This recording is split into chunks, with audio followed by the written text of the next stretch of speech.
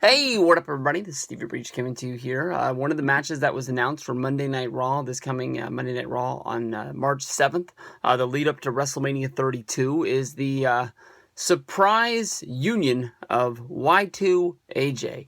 AJ Styles and Chris Jericho were able to get a non-title victory over the New Day last week on Raw, and they were sort of using this to springboard into getting a championship shot on Monday Night Raw.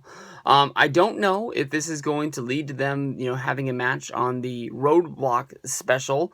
But I was honestly thinking that, AJ Styles and Chris Jericho wouldn't make it to WrestleMania as a tag team. I know that last week on SmackDown, they were sort of saying that maybe they should put their dreams together to unite and maybe go after the tag championships at WrestleMania. That they had sort of gotten over their feud. The three matches that they had were basically trade victories, and AJ Styles got the win on the last one, and then Jericho gave him the sign of respect. I kept on waiting for Jericho to kick him in the balls, but it never came. But as I was thinking of their soon-to-be breakup coming to a match at WrestleMania with Jericho versus AJ 4, I thought it would be a good way for them to have a breakout match, AJ Styles' first WrestleMania match. But little did I know that WWE Shop released a Y2AJ shirt.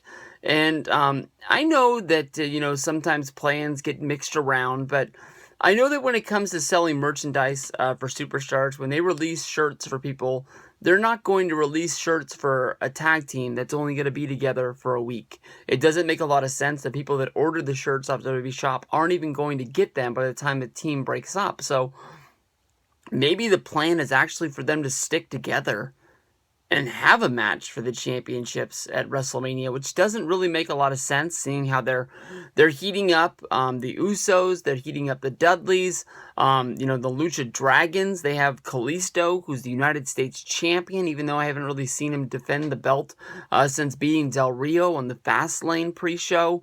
I don't really know what the plan is for the United States title. They got a lot of tag teams, more tag teams than I've seen there before.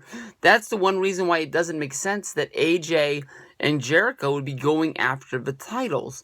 Maybe them winning the titles and then breaking up, losing the titles is where they're leading to, and this is actually going to be a team until Roadblock on the 12th.